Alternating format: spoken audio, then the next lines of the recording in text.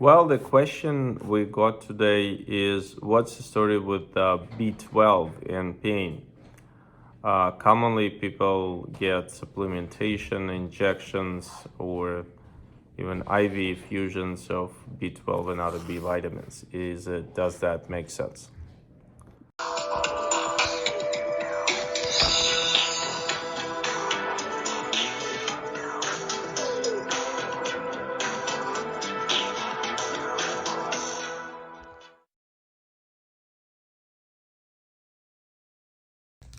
I've been a patient of Dr.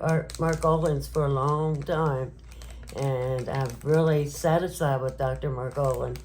He's helped me out of a lot of pain that I used to have. I've been coming here for about a year or so now. Doc Mongolian, he's awesome. I give him all the praise in the world. Hey, I'm Chad, and I've been a patient here with Dr. Margoli for about a year. Treatment here is great. Definitely recommended. Well, story B12 and pain has tens of years of history. B12 was diagnosed quite a while ago in the 20th century. However, there was a condition called pernicious anemia, a form of anemia caused by B12 deficiency. There were cases starting from 19th century, people who were strictly vegetarian or vegan at that time, no animal products, developed different symptoms, including anemia, including psychiatric symptoms, including skin lesions, and including variety of different conditions called the great imitator, possibly associated with pain and nerve damage. And therefore,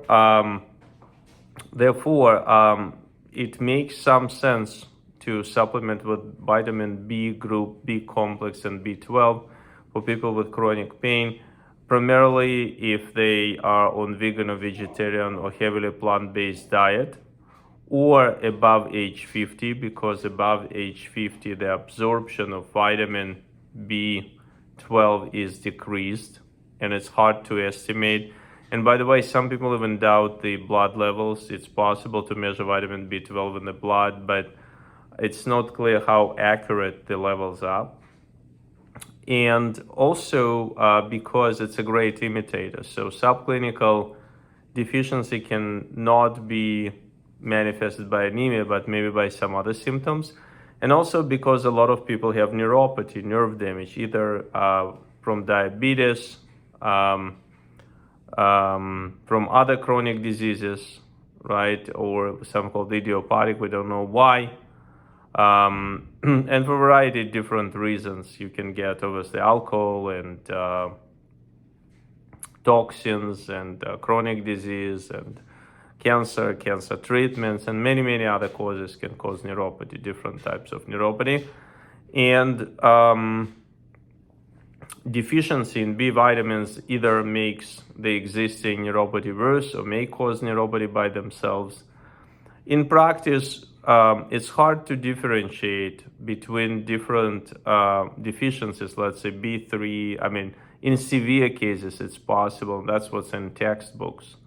But in real life, deficiency between different subgroups of vitamin B is harder to differentiate in modern world because they're not so severe. In addition, vitamins of group B are water soluble. There is a big difference. For example, vitamin D, which we discussed in details in the past, it's fat soluble vitamin. So therefore, if you take too much, it's potentially be toxic. It stays in your body, even though you need to really get to levels of 80 or so above 100. There are debate and take outrageous doses. Like there was one guy who took 50,000 units a day or something like that, which is not recommended.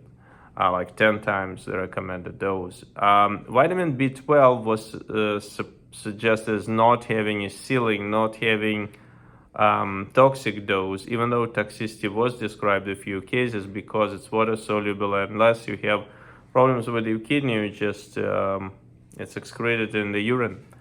Therefore, taking significant doses was considered to be safe.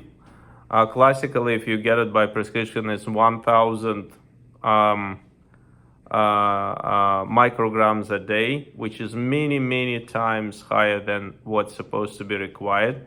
Why the dose is much higher? Because, as I said, in older people, absorption is deficient. In addition, the recommended dose most probably was calculated to prevent anemia and not to prevent chronic pain and other symptoms, and therefore most people need higher doses. In addition, there is a theory that B12 can negate something called homocysteine and possibly prevent or improve cardiovascular health.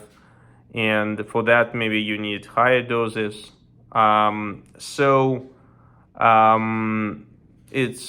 is no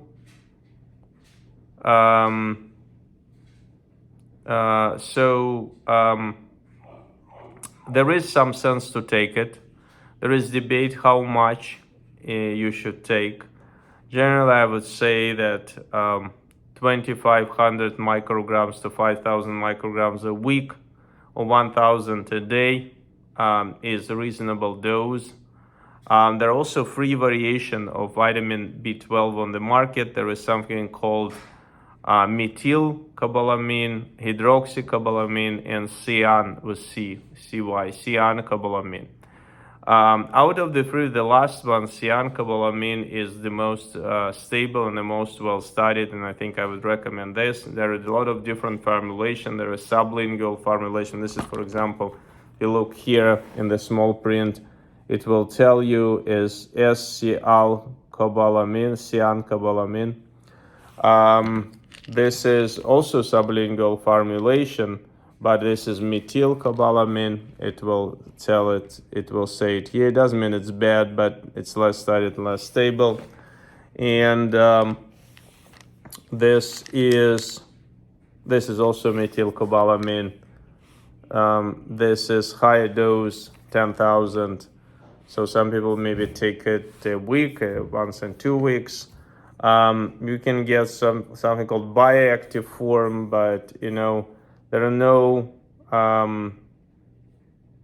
there are different formulation of B12, right? They have methyl, adeno, and hydroxy here.